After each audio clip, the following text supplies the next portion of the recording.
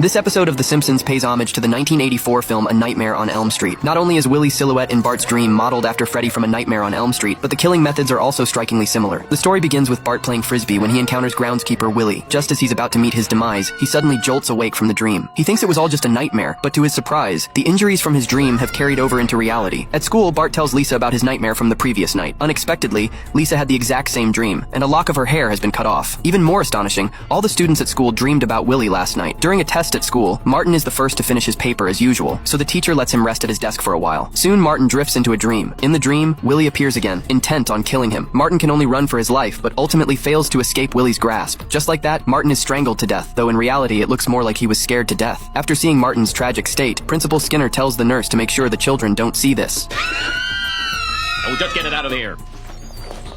Not into the kindergarten.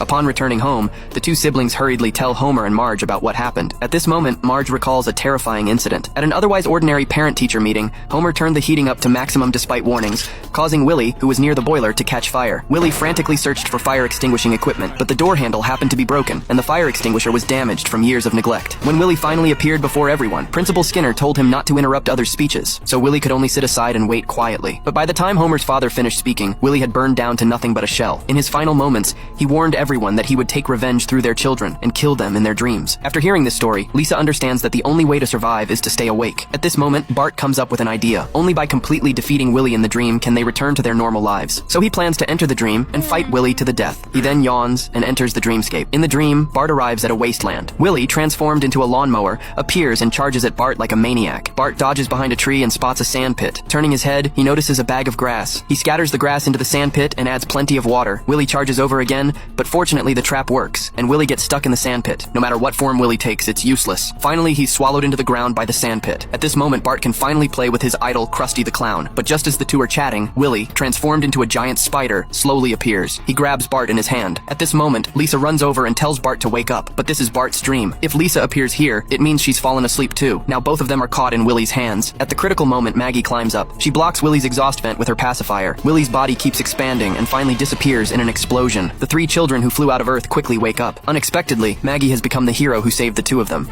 Then the three siblings walk out of the house. Lisa's sixth sense tells her that Willy isn't dead. He could appear at any moment ready to kill them. Sure enough, Willy arrives at the Simpsons' doorstep on a bus.